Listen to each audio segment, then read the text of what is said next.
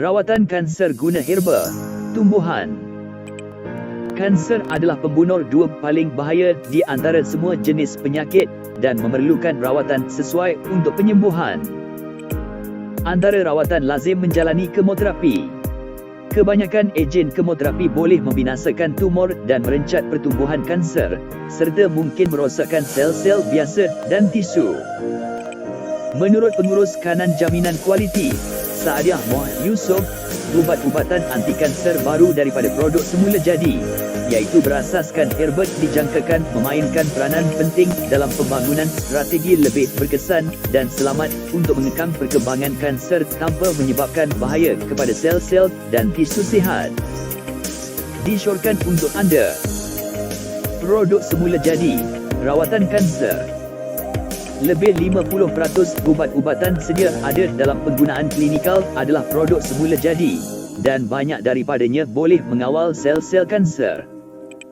Mengikut Pertubuhan Kesihatan Sedunia, WHO, lebih 80% penduduk negara sedang membangun bergantung kepada ubat-ubatan tradisional untuk keperluan asas kesihatan.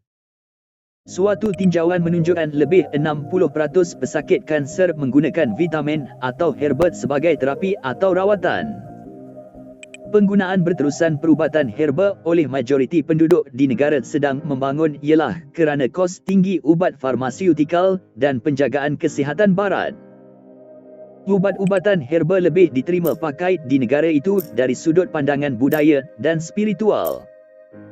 Ejen anti-tumor daripada pokok. Syarikat farmaseutikal sentiasa mencari ejen anti-kanser dan pesakit yang menghidap kanser sebagai penawar. Tekanan awam berterusan untuk membenarkan penggunaan latril, ekstrak daripada biji aprikot, sebagai rawatan, walaupun dokumentasi tetap yang ia tidak berkesan dalam mengawal kanser, menunjukkan desakan pencarian penyembuhan. Pencarian bagi ejen anti-kanser yang benar-benar berkesan belum tercapai lagi.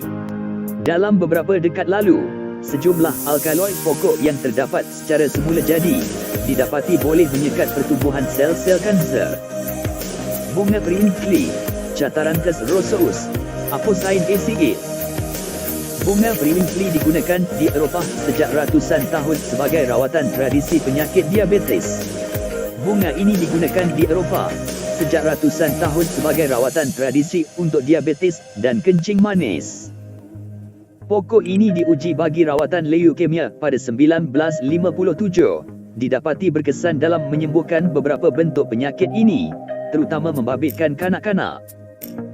Bahan kimia aktif, dikenali sebagai vinblastine dan vincristine dipasarkan selepas 1957 di bawah beberapa jenama niaga. Made in April, Podophyllum peltatum, berberit ACA, spesies pokok jenis herba berbunga pada awal musim bunga tumbuh di hutan di Kanada dan Timur Syarikat. Sebatian aktif podophyllin, alpha and beta peltatin, terdapat banyak dalam rizomnya.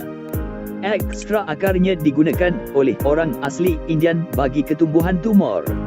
Sekarang, alkaloid mayapli digunakan sebagai bahan asas VMM26, suatu ubat bagi merawat leukemia limfositik. VMM26 ternyata berkesan sama seperti vincristine dalam merawat leukemia kanak-kanak, walaupun lebih baru. Misai kucing, Orthosiphon staminaeus, Burns. Misai kucing adalah pokok ubat terdapat di Asia Tenggara dan beberapa kawasan tropika Australia. Daun misai kucing untuk rawatan penyakit buah pinggang, gout, reumatisme. Ia mula menarik perhatian pengkaji seawal permulaan abad ke-20, apabila pokok ini diperkenalkan ke Eropah dan menjadi teh herba popular yang dikenali sebagai Javan tea. Ekstrak pokok ini digunakan secara meluas dalam perubatan tradisional untuk rawatan pelbagai penyakit terutama yang berkait dengan ginjal atau buah pinggang. Daun misai kucing digunakan sebagai penawar bagi batu karang ginjal, diabetes, gout, penyakit saluran dan peredaran darah, dan reumatisme. Pokok didapati mempunyai kesan anti-alergi atau ALA, anti-hipertensif atau darah tinggi, anti-inflamatori atau bengkak, dan anti-kanser. Satu kajian klinikal pelbagai pusat, dijalankan untuk menilai pengurangan kelesuan kanser ke atas pesakit yang ada tumor pepejal tahap 1 hingga 4. Seramai 54 pesakit yang menerima placebo dan 56 menerima satu produk mengandungi ekstrak terpiawai misai kucing sebuah jenama. Keseluruhannya memberi keputusan yang signifikan dalam pengurangan tahap kelesuan berbanding placebo. Penggunaan jenama itu mempunyai profil keselamatan yang boleh diterima dalam pesakit. Semua kesan sampingan adalah ringan dan tiada kematian dilaporkan. Terkini, jenama itu sedang menjalani kajian klinikal fasa 2 dan 3 untuk kanser payudara dan usus, manakala fasa kedua bagi retinopati diabetik serta fasa 3 bagi COVID-19 stroke. Jenama itu sudah menjalani kajian klinikal awal untuk COVID-19 pada tahun 2020. Ekstrak misai kucing berperanan merawat penyakit kanser dan COVID-19.